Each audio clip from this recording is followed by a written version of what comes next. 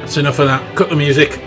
Welcome back, everyone, to another episode of the podcast. We hope this finds you well, and we also hope that this week I don't sound like a robot, as it transpires.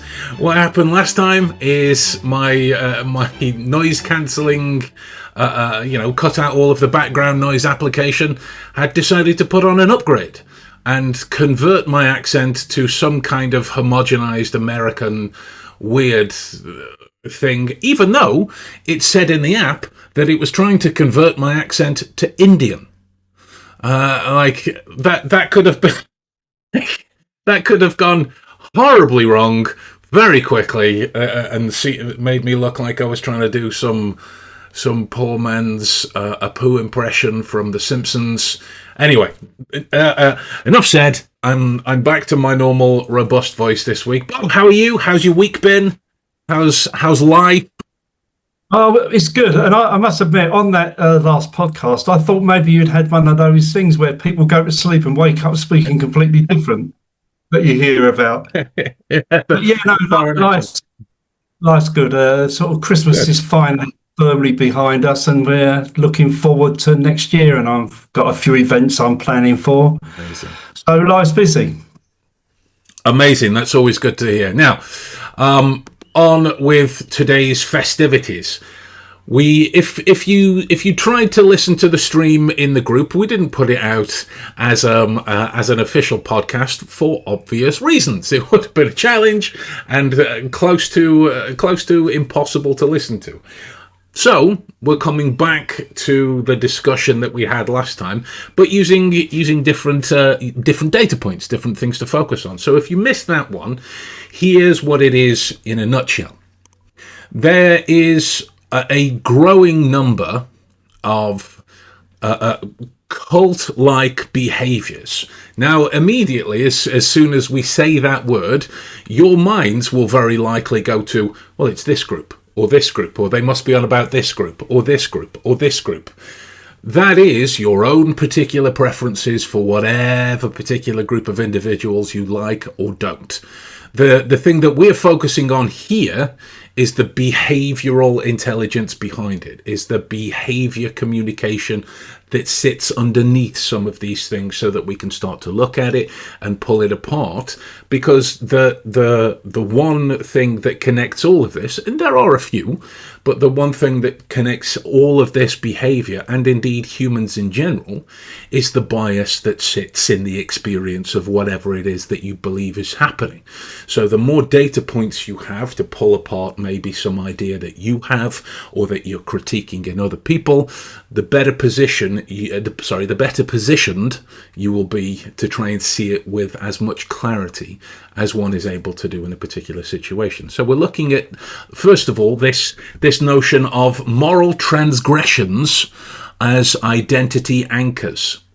In a nutshell, it is the observation of the more severe the accusation, then the stronger the defence of the individual that is being accused of whatever it is tends to double down on and appear on. Bob, what are your thoughts? Yeah, it's a really good time to talk about this, because I see it everywhere. It's becoming a norm. I think the interconnected world makes people, we have these influencers and that type of thing coming through. And so I think it is gaining hold more than ever. And for me, it's just about where an individual's identity is overrun by their unwavering allegiance to a charismatic leader. And if you go back in history, I can't remember the mass suicide that they had in Africa somewhere, Americans. Yes. I don't remember who that was. Jonestown, was it? The Jonestown. Jonestown, that's it. And ones like that, there's history is littered with them, but they've become much more nuanced and much more mainstream, I think, than that, because back then it was obviously indoctrinating people that they'd met, etc. Whereas now you don't have to meet people. You can get a massive following and become an influencer just through a click of the mouse, and so it's much more important. But it takes many forms, but things like aggressive emotional messaging that reinforce their beliefs, and you get a loyalty to someone, and then, like I say, your identity becomes overrun. Yeah, it's mad. Yeah, it's mad, especially when you think that with certain individuals or certain groups, it is behaviour that would be condemned almost instantly. I think it is known as shifting the goalposts, but the gear change for some of these folks is more like throwing the goalposts. They have to do it so far. It's moving horrible circumstances to try and defend it as being some kind of strength or some kind of strategy, and again, people might think we're picking on individuals. These are just illustrations of the aspect happening, illustrations of the behavior that's happening. You see it with what's his name on the Daily Show, Jordan Klepper, when he goes to interview Trump supporters, and he's clearly looking for very particular kinds of Trump supporters, obviously, but he would go up to them and say, well, when Biden did this and this and this, that's disgusting and horrible, right? And they'd be like, yes, absolutely terrible, Biden bad, and then he'd be flicking through his notes and go, oh no, that was Trump. Sorry, that was Trump that did that, and then they'd have to do like some kind of gear change around the defense of that principle. And it's the aspect that we touched on in the last episode again, that nobody heard unless you were in the group. They heard it, which was when somebody's focus is only on interpretation. If somebody's focus is only on interpretation, then accuracy isn't really being considered in those particular. Well, if you look at it from this point of view, or if you look at it from no, let's look at what happened. What happened bad? That's it. Right? Yeah. It's a strong us and them narrative, and the problem with that is that if you want, we'll call it a cult because that's what we've done. When a cult like that becomes the highest value, then almost all moral transgressions can be rationalized. You can talk your way out of everything. There is no truth, and that is very dangerous. To just for example, you could justify physical or psychological harm to others, or in a lot of these proper cults, it's the act of lying to authorities or families to protect the thing that they have now become part of. And it can become dangerous. Not all of them are as dangerous as that. And you could say that there is a grey area, because I suppose when you look at the way the internet works, and where people are building following on all these services that they use, the cult could just be they're called followers, aren't they? Yes. So when does a follower when does that follower become a cult?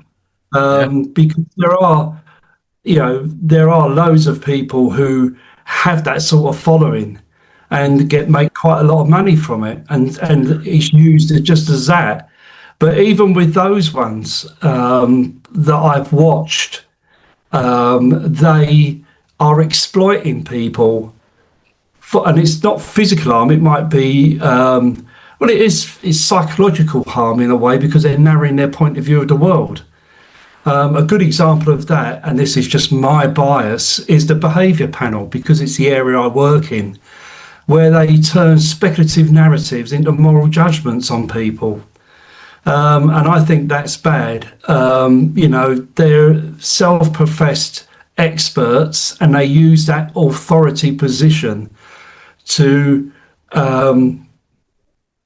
change or alter the mindset of the people that they're speaking to accept that whatever they say must be right, because one of them's ex-FBI, I think, one of them is ex-military, etc., etc. So they must know what they're talking about. That doesn't mean anything. Just because you're in these things, I was in the Boy Scouts. I still don't know how to start a fire. Like it's rife. I had a couple of comments on some of my old videos, like, what happens when the behaviour panel proves you wrong? Well, then I'll be wrong. Yeah, there's always a 1 in 1,000 chance they might. Yeah. But like, even in those situations, like, it's just the logic. What happens when they prove me wrong? What are you expecting on the backside of that? It seems to be that when there is a perceived attack on the leader, whatever the leader is, that others who are in said following take it as an attack on them and themselves, because they are so entrenched within it. And to that end, I got to have the conversation that I love to have about body language not being real. And it was with one of my new guys who came to me for one-on-ones, and it was afterwards, and I was like, the whole sentence came about blah blah blah, and I said because body language isn't real, and he goes, wait, hold on a minute, what do you mean body language isn't real? What are we doing here? I was like, well, it's body language in the sense that how it's taught of, I have seen this, therefore it means this. In the same sense that if you saw the word bonjour, it means good day. You know, that this conversion does not exist. And he was like, well, what do you mean? I was like, well, watch this. And I'll see if I can put me back on the. I was like, watch this. I'm doing this now. Watch me transform from someone who's disagreed with you into someone that's bored at a bus stop. Ta-da! Now watch me transform into someone that's just showing off their tattoos. Ta-da!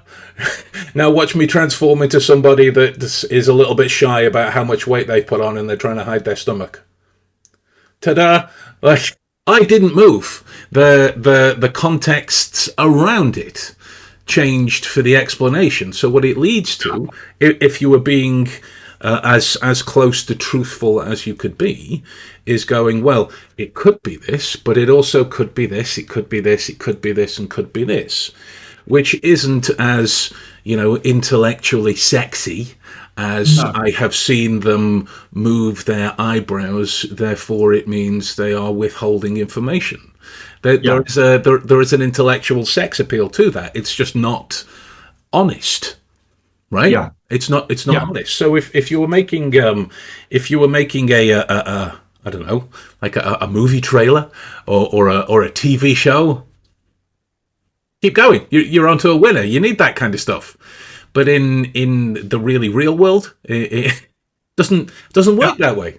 It doesn't work that way. And I think it was it Kent on when he was it on the People Who Read People podcast, where he was saying in high pressure situations, very few situations are going to rely on, I've seen this movement. But when the pressure goes up and you're like, that is such a succinct piece of direct accuracy. Like, if you've ever been in a stressful situation of any kind, the stress being individual to you, but if it's ever like high octane, you're not thinking about what somebody's cheeks are doing or how they're breathing. You're thinking about much more macro elements. Because that's when the freeze, fight, or flight's kicking in, Yeah. And in those sort of things, I put a post on LinkedIn last week about the fact that we all know about Paul Ekman facial action coding system that he had. But a few years later, I think it was after, two ladies whose names escape me at this moment came up with another thing that they call faces.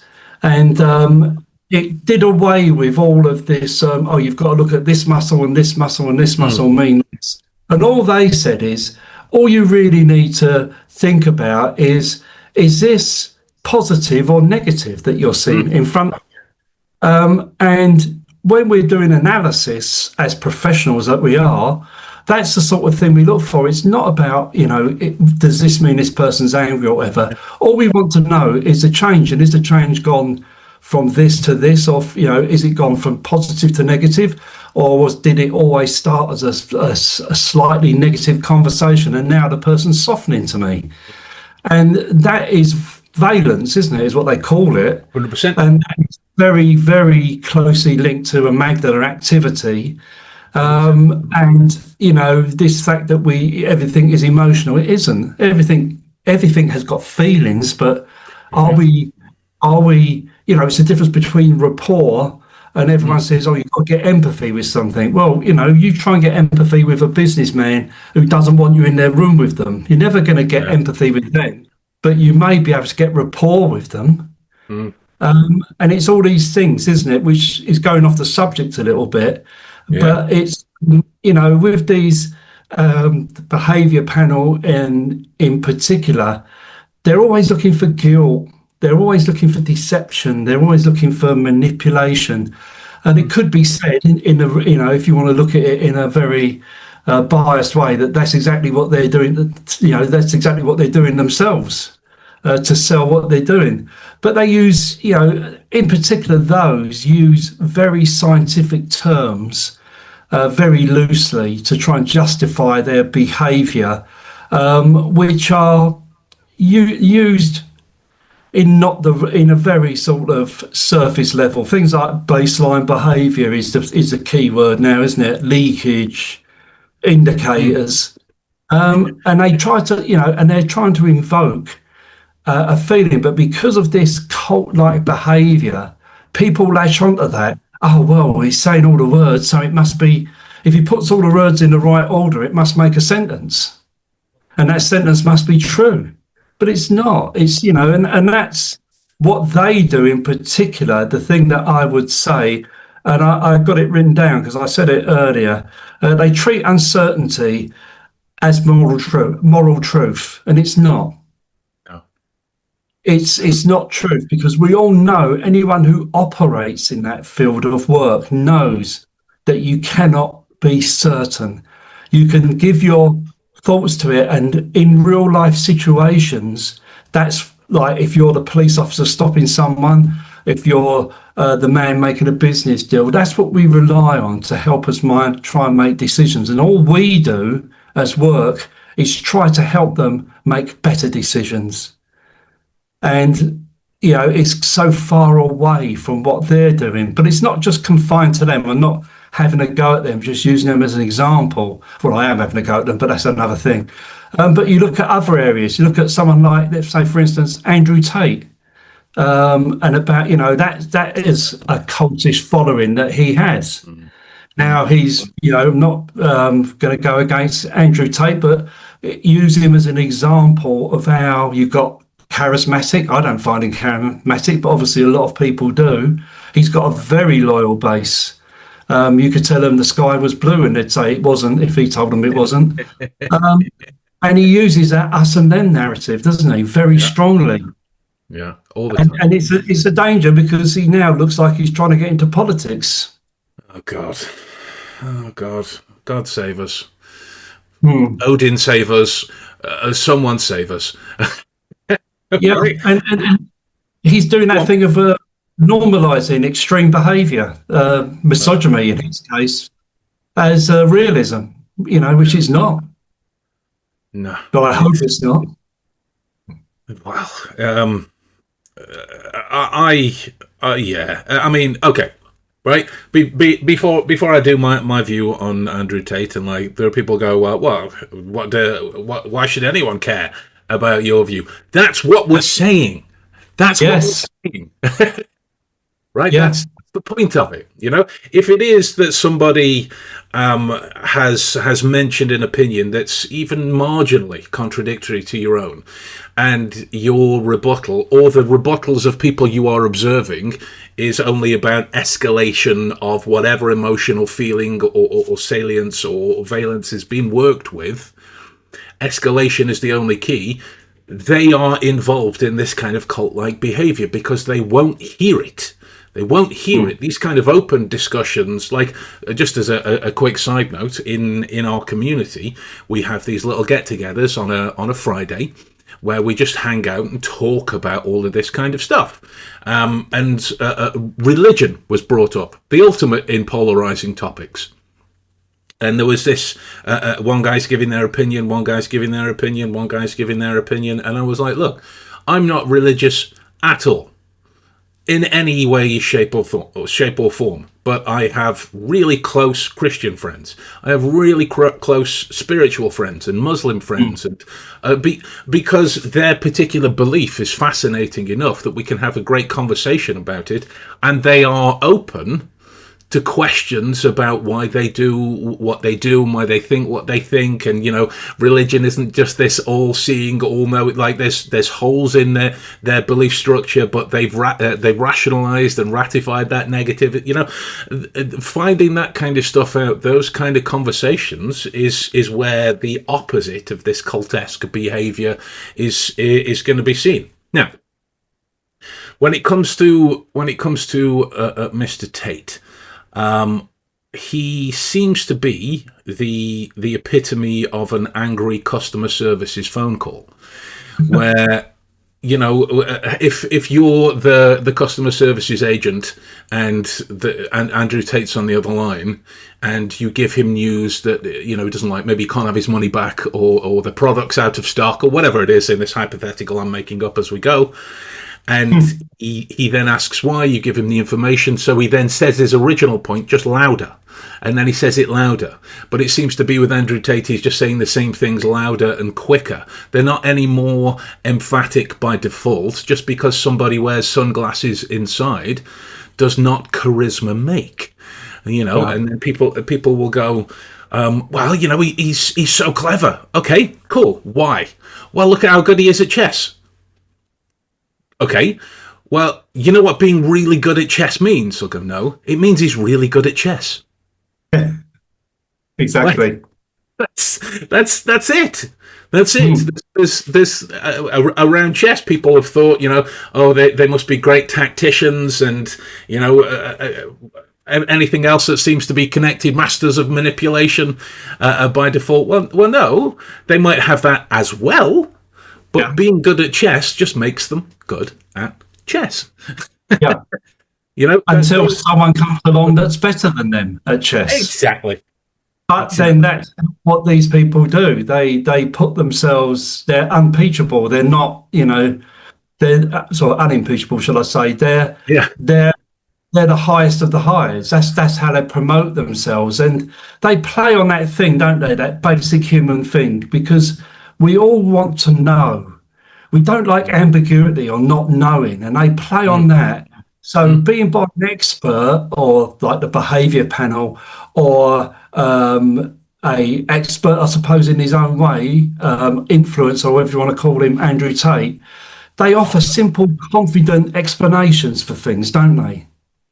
And so people who follow them will stop exploring alternatives, because certainty is better than not knowing. And we all hate not knowing, you know, that's just a human thing.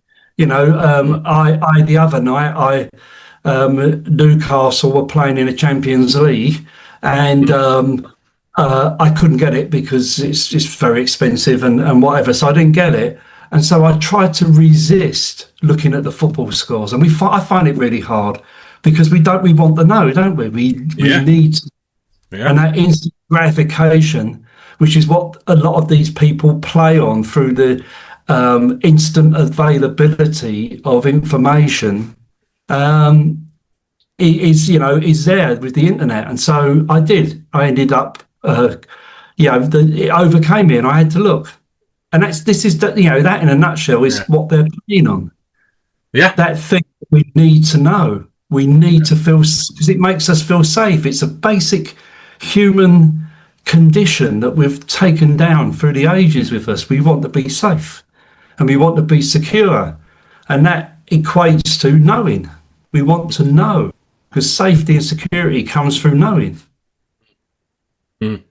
Oh, I mean, if I were religious, this would be the point that I'd be like, amen, you know, and whatever else happens at church that those wonderful folks are doing. But there is a lot of groupthink that goes within this realm. Oh, And without a doubt. and if it is that you're listening to that going, what the hell is groupthink? Think of an echo chamber. Think of a bias. Yes, men and women constantly saying the same things so Yeah, often, memories rewrite, and it becomes this irrefutable truth. Like, yeah, if you, it's the same reason people think Elon Musk is some kind of wizard, and I'm like, based on what? Well, he owns all of this and it does all this and rockets and cars. Amazing, cool. Owning it does not translate to making it. mm, Is yeah, the simplest. It's the simplest way I can put it. When this notion pops up, internal dissent disappears, confidence rises, accuracy fails. Like, if you mm, imagine the debate culture, which is very popular online, Tate's involved in them, a bunch of other right wingers, but there's no, that's the wrong sentence. Think of it. All of these people are arguing back and forth, and it's going answer, answer, answer, answer, answer, and one person then says, "Do you know? I don't know. I'd have to find out." And then the person on this side pipes up with something. I've got the answer, and says it confidently, but it's demonstrably false. It is mm, demonstrably false. This person has provided an answer, whereas another person said, "I don't know. I'd have to find out." This person is lauded as having information and being more in charge and being the yeah, leader in the situation, even though what they're saying is demonstrable nonsense. And yeah, that is, I mean, it's a quirk of social media. It's a quirk of videos en masse, because, on the one side, I get it. People want to watch, it's the Jerry Springer effect. People want to watch arguments and fights and go, God, give him some, and all of this type of thing. I get it. For the discussions to come on and go, I'd have to find out. The person leaves the room to go through the books, and finds it out, come back, half an hour's passed and everyone's twiddling their thumbs. It's not effective television, but that's what we're saying. We are losing the capacity to critically evaluate information. And again, it might not be the sexiest of topics, but it is mm, one of the most valuable for yeah, for us as a species, that is based in interactions, mm, right? yeah, Those who question the group in that situation, they are not debated, they are expelled. yeah, Again, reform, we need a change, Tories suck, and yet most of the people in there are Tories. yeah, It's yeah, it baffles me that this type of, I mean, vote who you want to vote for, right? Vote who you want to vote for, but make sure that you're connecting to the information in a truthful manner, and you're yeah, not just being manipulated beyond yeah, reproach. After a long enough timeline of doing this, the only voices that remain are the ones that affirm your opinion, and they aren't helpful. yeah, They aren't helpful at all. no, Like, it, it's a baffling state of affairs that we are constantly pushed towards quick, easy answers. yeah, The groupthink dynamics, as described by Irving Yanis, cohesion becomes more valuable than truth. yes, Error correction is experienced as betrayal. yeah, Right. Just it's one thing me saying to my daughter, how can you not like sour cream and chive sauce? I disown you, in it being a joke, but that's essentially what is being adopted by many other groups, just on a yeah, much grander scale. yeah, If you're with ICE or against ICE, you're MAGA or you're this, you're Labour or you're Reform, you're red or you're blue, you're this or you're yeah, that. And invariably, the lines about your decisions to go in whichever way you end up going are not as unique as you think they are. yeah, yeah, exactly. So that's all we're saying. We pick on anyone. We can pick on ourselves. Mm, Get someone else in here that has a different opinion. Like 100%. These are the kinds of conversations we want, because that's the only way to benefit the practical working experience of the information that we're using. Is to go, well, this doesn't work, and us to go, okay, why? Tell us why. Yeah, It's a sad state of affairs for the world to be in. So it's maybe our vain hope, maybe a slightly going against the numbers. We are looking to try and give you just a couple of tools to try and help you with this. So, like, even with the other one, if there's an immediate jump towards escalation, when disagreement is moralized rather than examined, intelligence, as in the gathering of, not the smarts, the gathering of intelligence, has been replaced by perceived loyalty. It's the people, and you can see it all over the awful state of affairs in America at the minute. But it's that when that happens, accuracy has left the building. Sure. Has left the building, and only confirmation bias remains. Yeah, exactly right. A good note to end on, I think. Perfect. I was about to go for final thoughts, but we'll take that. Okay, so guys, hopefully you get something out of this, and if it is that you have any contradictory opinions to some of the things that we're talking about, we sincerely want to hear from you, because this is the way we grow as individuals, as operators within this field. If you know something we don't, share it. That's going to make us look at what we're working with a little harder, and as we go back out to work. But please don't expect this to be one way. If you come with the opinions as well, we're going to have conversations too. This is how we learn and grow and develop this towards practical experiences that we can all use. So I have got some final to say, Ben, if that's okay. Please do.